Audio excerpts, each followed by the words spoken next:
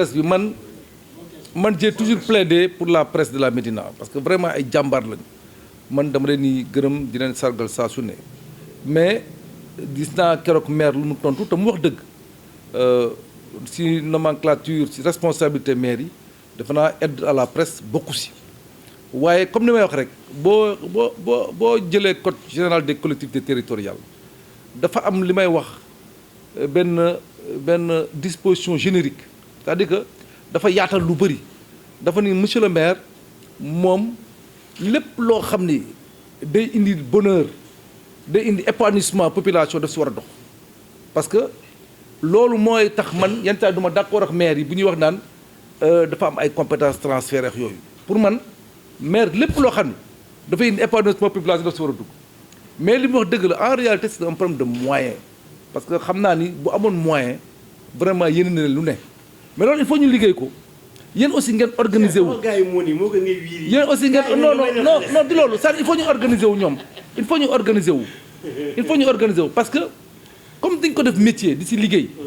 mu nekk presse bu mucc ayib actuellement vraiment yéen da ngeen kii mais d'abord man mu leen jox conseil bu leen ñamati Médina war ngeen mën a ubbeeku di def leneen gis naa def ngeen ay effort seen plateau yeex yooyu mais soyez imaginatif ñu jàppale leen ngeen avancer je pense que c'est important maire lu mu mën mu def ko ñun les mécènes lu ñu mën ñu defal leen ko ngeen avancer mais yéen seen bopp yaa war a cultiver seen liggéey ba nga xam ne di ngeen am ay moyens mais moom du obligation si moom ñun aussi encore moins ñun ñi nga xam ne ay citoyens rek lañu mais vraiment yéen nañ leen jàppale leen sincèrement waaw. boo ci d'accord ba dem ba ci dépense bi budget nga voté dafa am ay rubrique rubrique bi nga koy exécuter nga fa dul fekk te boo ci defee dépense ñu rejeté ko parce que nekkul ci rubrique boobu loolu taxu koo jóg même des fois rubrique bi boo ko même facture bi boo ko libalee boo ko mal libalee sax ñu delloo la ko kon rubrique boo xam ne mën naa cee génn loolu gisuma ko en tant que journaliste mais ni mu ko waxee mën naa nekk en tant que Médinois du ñàkk foo xam ne doomu Médina boo mën a jàppale loolu dinañ ko gëstu encore beneen bi maison de la presse fii la nekk mais que loo xam ni da nga ko am yéene di ko def te mën nga ko def ci sax te du nekk ci mairie bi moo tax da nga naan bu ñu wéetee ñu waxtaan ci ñu ci ay moyens mais ñoom jàmbaar lañu nag te seen télé yi muy man muy yow defal nañu promotion de bu ñu àdduna bi dee dégg ñoom am nañ ci wàll kon am nañu tamit àllarba bu ñu leen war a delloo boobu ba léegi gis leen ma nanguwuma dem émission nanguwuma wax bi ñu nee suba la élection yi di le blanc fekk nga ma chantier yi bi ñu voté ba le surlendemain maa ngi delluwaat ci chantier yi maa ngi liggéey gis nga fa laa xëy tey ci suba gis nga Médina sans sable boobu dama ko gëm parce que gis naa njëriñam tey côté yi nga xam ne defar nga ko malheureusement li mu wax keroog projet bii defar affaire tali yi sonal nañu Cheikh dagg nañu courant yi Médina ngi lëndamaat kanooy ki ndox ONAS yi tojaat nañu ko fu ne ndox maa ngi fay ball mais bu dul woon projet boobu tey mais tey Médina leneen la ñuy wax tey bu ñu fexee ba mbedd Médina yi fenn amatu ci suuf lañ daan fay ay millions di ko curé canaux yi dootuñu ko defati bund kër yi ku bare parce que tey am na mbedd yoo xam ni boucher yombatu ko ndax suuf moo ko daan bu ñu ko daan déboucher dañu daan teg nii jël saako yi lal ko di déboucher di génne suuf su baree bari tey mbedd yi nga xam ne pavage bi pare na suuf si bu ñu ko génnee dootul amaat suuf après waxu campagne passé na waxu defar Médina moo fi des man ñii sama problème mooy ñi nga xam ne jàpp nañu bu juboo amee ñu dem chômage am na ñoo xam ne ci xeex bi la ñuy dund suba ci la ñuy dund ngoon juboo la ñuy bañ a dégg mais lii la yàlla def nag xeex moom man maa ne sama agent yi mayetuma kenn muy dem ci benn presse te joxuma ko autorisation parce que Bamba Cheikh ba jeex na ñi ci bëgg a dund foog ñu gëm ni jeex na tey Macky contre diw ñu ànd ak Macky moo fi des ak liggéeyal Médina taaru Blaise Diagne bi jar na xoolaat parce que Médina fii dafa nekk vitrine Dakar vitrine Médina mais soo ko xoolee laisse à désirer. non Blaise Diagne boo waxee bu dee côté éclairage baax na parce que ay LED fi nekk tali yi boo waxee tali bi baax na léegi lan moo fi des trottoir yi ak digg bi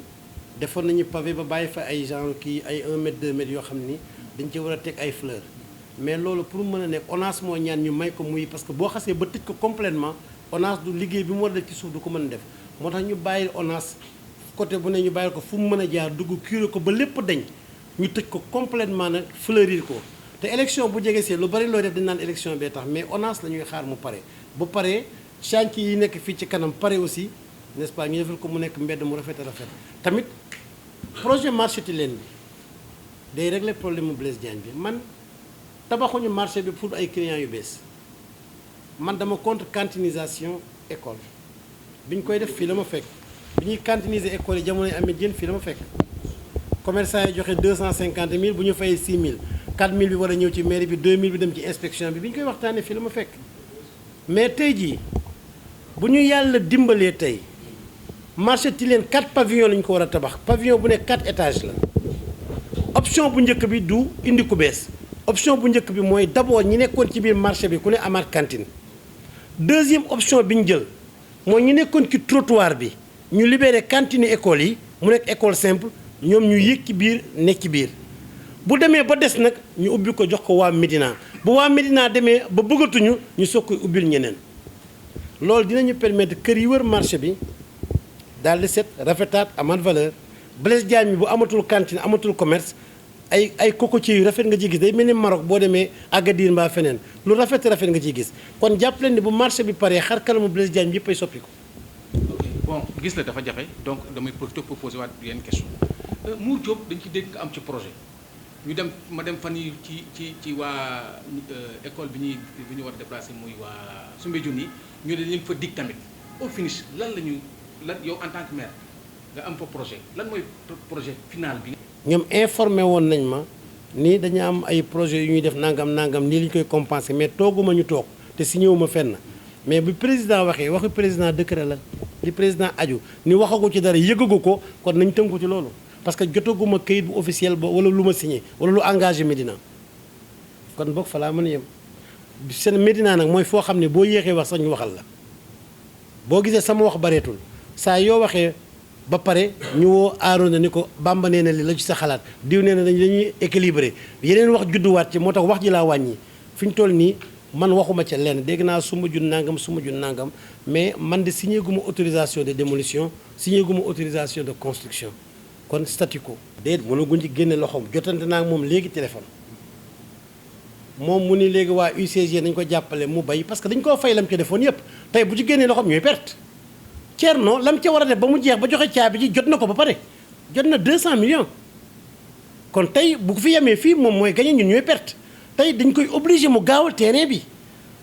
parce que waroon na ko commencé neen dafa ñëw fekk fa ñax bu bari nañ ko dimbali mu génn ñax yi loolu booy Médina yëpp mën nañu organiser demain wala après ñu dem dimbali ko mu génn ñax yi lalal ñu sunu gazon pare ci jox ñu sunuy caabi waa Médina gérer seen terrain parce que tey neex na ma trop ay match de gala match koñ yi maak Cheikh defuñu dara dimanche ñëw seetaan xale yi guddi gi weeru koor gi defuñu dara booy yi football mu neex ñu trop ñu ne stade yi tëj nañ ko nawetaan amuñu fu ñu footballee ñu ni ñu ASC Médina yi moom fi la ñu footballee mais ASC yenn suñu yoon newu ci damay tooñ quoi waa Dakar la mais Médina am terrain bu moom ñu koy ndamoo daf ñoo neex léeg-léeg ñu abal jaraaf benn jour par semaine peut-être mu entraîne ñu xoolaat jaraaf de la Médina te ñu bàyyi jaraaf de Dakar bi xam ne jaraaf Médina tax ñuy wax man jaraaf man la donc yooyu mooñ ci neex mais jàppal ni comité de gestion mooy am dina am agent dina am waa mairie bi conseil municipal bi dina am tamit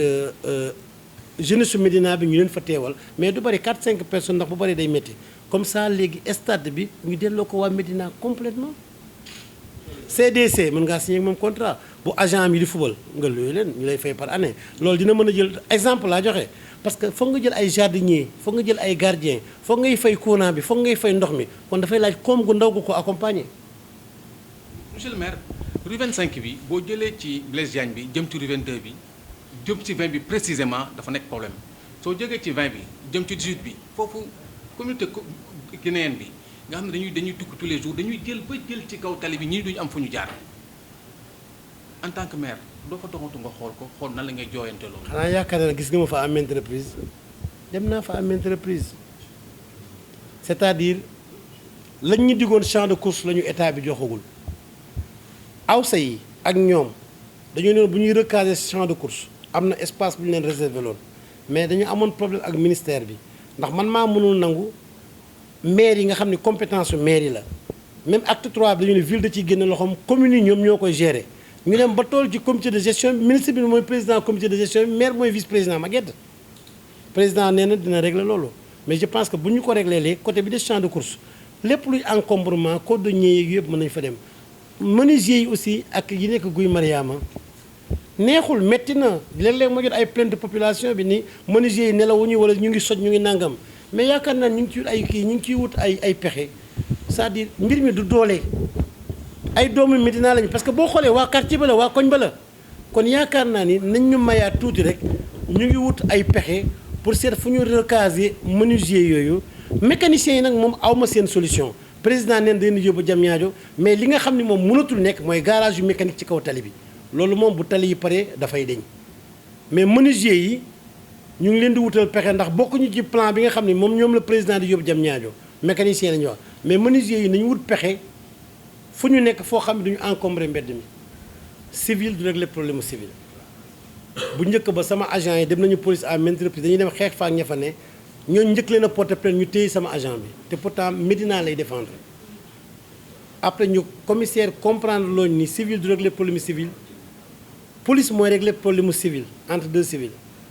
mais man li may ñaan police dëkk yu bari yooyu dem la police s'autosaisit am na loo xam ne boo demoon Europe fenn nga sànni ci suuf ak yooyu auto police wala gendarmerie bi njëkk a romb mooy taxaw jàpp la kon am na ci loo xam ne agent mairie mootu ko régler te dañuy ñaan police tey acte d'incivisme yooyu di am vraiment mu gaaw ci taxaw bu mu xaar mairie bi porter plainte am na loo xam ne rafetatul dañuy liggéey bay bëgg a dee comme par exemple canal yi am ci mbedd mi yi am fosse yi yu bari dafay am ñoo xam ne guddi gi ñoo ñëw yéen yóbbu ko te xam nañu fi ñu ko yóbbu suufu pont Colobane lañ ko daan fondre di ko fa jaay kon am na loo xam ne police ko mën a régler parce que loolu day am courant coupé mag ñi di julli ci fajar seen tànk dugg ci damm wala ñu gaañu te pourtant ay nit a koy gàddu yéen nii di dox seen tànk jëm Colobane di ko jaay am na ci loo xam ne ñu ngi ñaan police mu autosaisir boppam comme mu ngi mel ni construction yi tabax yi nit day ñëw demander autorisation R+2 nga toog 2 jours mu passé 2 yi di def R+4 ngay demanteeg moom dem mais am na loo xam ne foog police jàpp ci parce que kooku acte de délinquance la def kër gi daanu mais maire bi ban responsabilité la ci am maire bi kalaame rek la mën R+2 lañ ko signal R+4 la tabax kër gi fondation bi attandi ko xëy na daanu il faut mu am police fu mu ñu dimbalee jege ñu nga xam ne acte yooyu bu amee moom mooy taxaw parce que ñun mënuñu ko faj parce que police municipale amatul. di nga leen mën a convaincre ñu comprendre ne li nga def ni démarche non seulement citoyen la mais démarche boo xam ne président moo ko digle te yow ci camp président nga nekk. waaw loolu moom loo xam dañ koy dox la rek mooy li ma wax sànq si biir njaari sous-famille parce que léegi benn njaboot la muy ñu nekk si avec le monsieur le maire ñu nekk ak man am na si ñoo xam ne xëy na comme ni nga wax lii du leen neex waaye dama jàpp ni dañu comprendre les enjeux je pense que il faut qu'on leur explique loolu dinañ ko dox dinañ ko tàmbali si parrainage bi lañ koy tàmbale da dem si ñoom encore expliquer leen enjeux yi fi am parce que nee naa leen ñun dafa nekk suñu njëriñ que monsieur le maire ñëw liggéey ak ñun bu fekkee ne sama njaboot ngay wax ndax bu ko neexoon mu dem feneen il est libre bu demoon feneen mais ñun c'est nous qui allons perdre 10 000 voix donc kay bu fekkee ne 10 000 voix am yooyu moom am na générosité ba indil ñu ko ñun kay dañ ko war a accueillir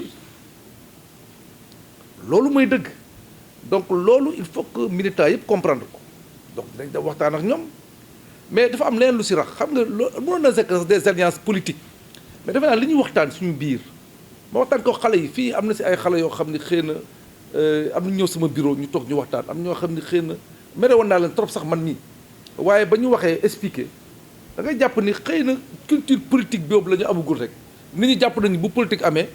lépp loo xam ne bëgg nga ko da nga koy wax doo mesurer sax les enjeux doo mesurer les conséquences ñu mën a baal leen àq nag parce que loolu moo am solo nee naa sax nañu tàppe xol yi encore une fois nañu xam ni ñun ñëpp ay doomu Médina la nañu nekk benn au-delà même de la politique parce que si biir politique ma yenn saa yi mën na am ay li xale yi di wax ay roubé c'est-à-dire mën nga mere nit ki sax toog di ko ree mais dafa naa ñun dañu dépassé foofu dañuy def ni dafa nekk loo xam dafa nekk dëgg si ñun dañu baalonte ak surtout si weeru koor gi ñu baalonte ak def naa loolu dafa war a dëggu suñuy xol ak suñuy xel bu ko defee ñu ànd nekk benn aussi politiquement mais loolu dinañ ko dox bu neexee yàlla expliquer suñu ñoñ wax leen ne lii moo gën si ñun politiquement moo gën si ñun te humainement ñun dañu war a nekk benn dañu war a baalonte ak mais gis nga Ukraine li ñuy xeex ak Russie xeex bi yëpp mais dañuy toog di waxtaan y a des concertations nit dañuy toog à la table de négociation di négocier di xoolante. sa njaboot gu góor gi yàkkamti woon nañu loolu nañ bàyyi sama njaboot gu jigéen ñi. non je pense que mënuñu wax PD brave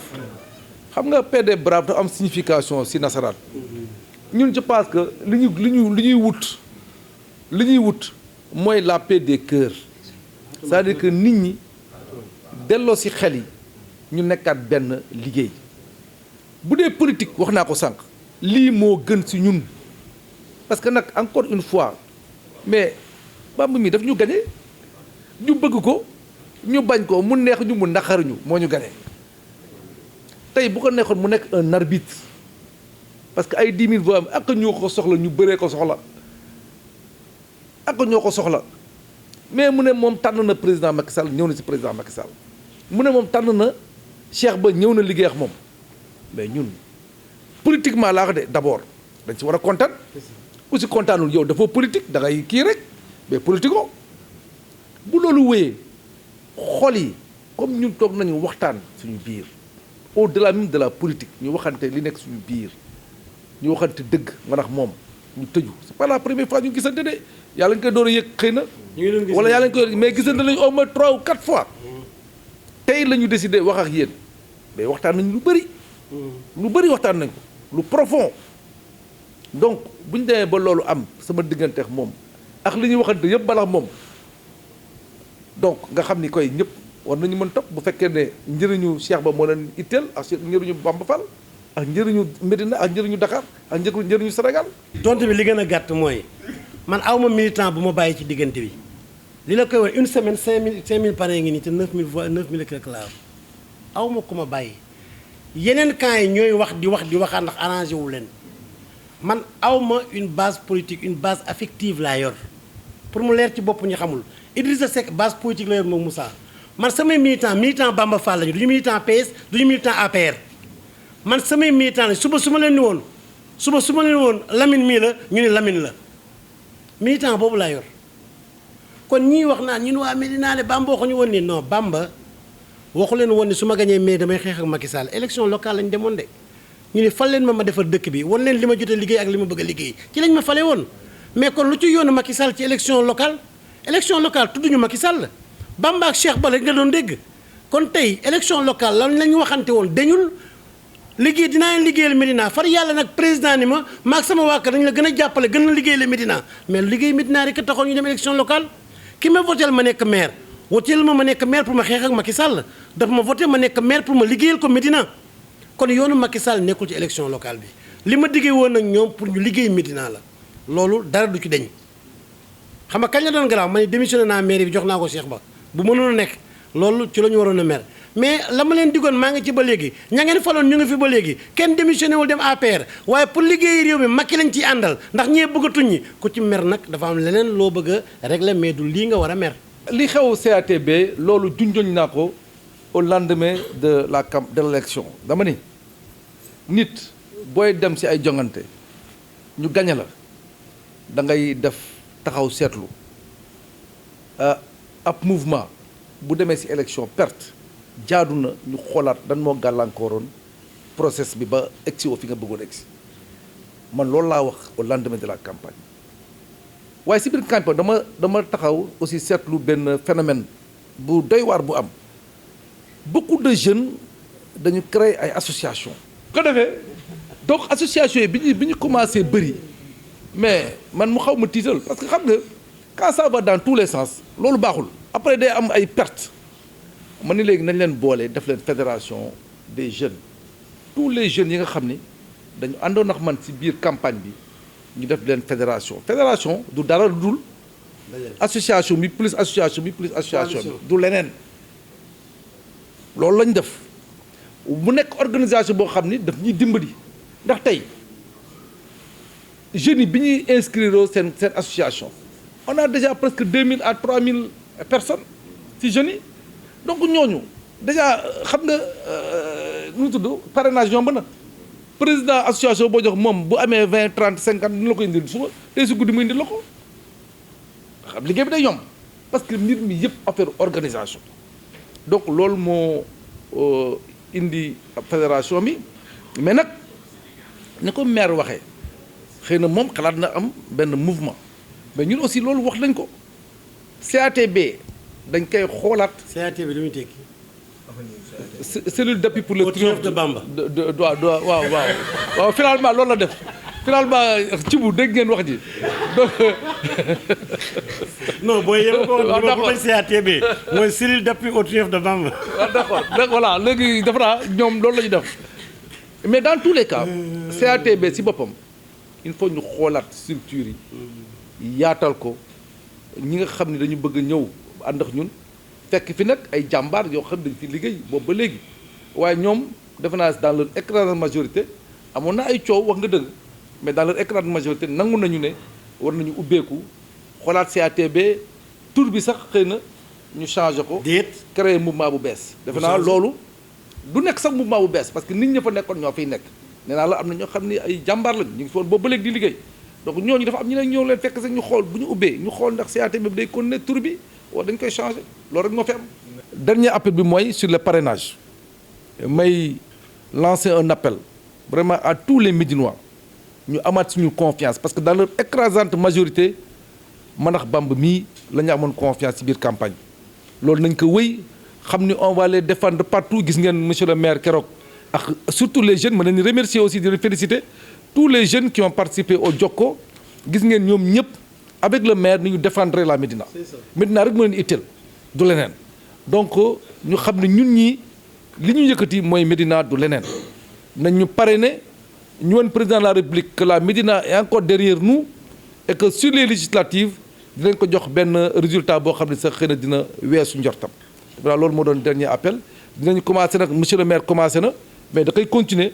commencé na parrainage mais da koy continuer ñun aussi nos équipes dinañ commencé wàcc sur le terrain commencé nañu sax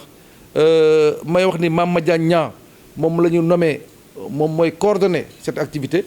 ku bëgg fiche mën nga dem si Mame Madiagne Niang au niveau de Jekko moom dina la ko jox comme ça ñu continuer liggéey bi jërë ngeen jëf. liggéey bi benn la Seydou mooy sunu mag ñun ñëpp dinañu ànd ak moom ci liggéeyu Médina ma koy gërëm tamit bu baax a baax ndax lii lu mu yàggoon a sàkku la lu mu bëggoon la te boobu ba léegi ñu ngi koy nas pour ñu bokk toogandoo Médina gis ñu xam ne ñu ñëpp alalu Médina la ñu di gërëm président de la République nag ndaxte c'est pas évident mu xool ñu ba mu neex ko mu jël ci li mu moom jox ñu kon du ñu gën a gore nag parce que jël naa ko mais du lu ñu jomb chaque jour ma wax ko nit ma ni ko ministre bi muy def muy man muy Cheikh du li ñu ciy am daf ñoo joom ndax ñetti weer yu ne wala weer wu ñu ne ñu mayee lu ko ëpp wante sag la tamit nit ki bu la sagalee sag gi toll foofu Médina toll na jamono yu ñu amoon juróomi ministre juróom benn ministre tey war nañu fexe ba doomu Médina yi teraanga yi yokku ndax teraanga Médina yokku